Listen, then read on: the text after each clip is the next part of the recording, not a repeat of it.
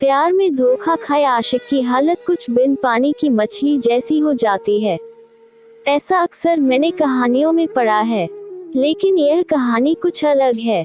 यह कहानी है एक ऐसे लड़के की जिसने एक लड़की से बेपनाह मोहब्बत की, लेकिन उसे बाद में मिला तो क्या, वही फरेब और धोखा। लेकिन यह लड़का थोड़ा मानसिक स्तर पर मजबूत था, इसीलिए कुछ समय उदास रहने के बाद फिर से नॉर्मल हो गया। लेकिन साहब, वो कहावत तो आपने सुनी होगी, यह इश्क नहीं आसान। बस इतना समझ लीजिए कि आग का दरिया है और डूब कर जाना है। कुछ समय के बाद लड़के को एक बार फिर से एक लड़की से इश्क हो गया।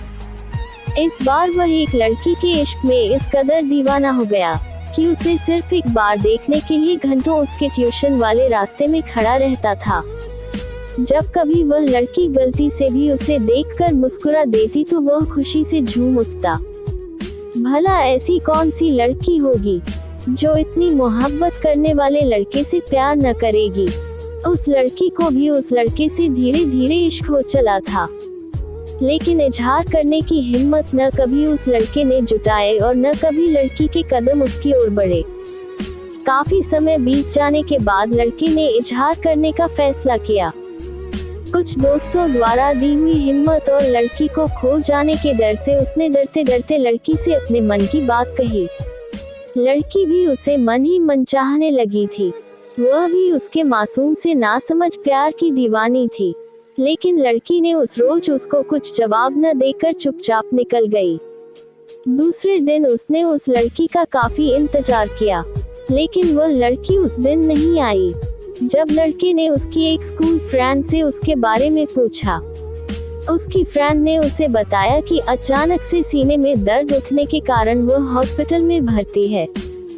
जब लड़के को इस बात का पता चला तो लड़का हड़बड़ाते हुए हॉस्पिटल पहुंचा, लेकिन तब तक वह लड़की अपनी आखिरी सांसें गिन रही थी। लड़का दौड़कर उस लड़की के पास गया तो लड़की ने उसे एक लेटर थमा दिया, जिसको उसने पहले से अपने हाथों में पकड़ा हुआ था। यह लेटर उसने कुछ चंद रातों पहले लिखा था। उस पत्र में उस लड़की ने लिखा था, मैं भी तुमसे बहुत प्यार करती हूँ, तुम्हारे साथ जीना चाहती हूँ, मरना चाहती हूँ, लेकिन आज अगर जीने की ख्वाहिश है, लेकिन मेरे पास अब जिंदगी के कुछ चंद लम्हे बचे हुए हैं। बस कुछ चंद दिनों की मेहमान हूँ, इसलिए तुमसे इजहार नहीं कर पाई। प्यार तो मैंने भी तुमसे बेपनाह किया था, लेकिन मेरी सांसें तुम्हारे साथ नहीं थी। लेकिन इस पत्र के जरिए मैं तुम्हें बताना चाहती हूँ कि मेरे जाने के बाद तुम किसी अच्छी लड़की से शादी कर लेना। बस यही मेरी अंतिम इच्छा है।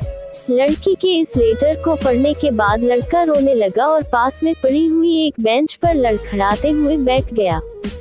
उसे समझ नहीं आ रहा था कि वह क्या करे। वह अपनी किस्मत पर रोए या अपनी किस्मत पर हंसे। चैनल को सब्सक्राइब करके बेल आइकॉन जरूर दबाएं।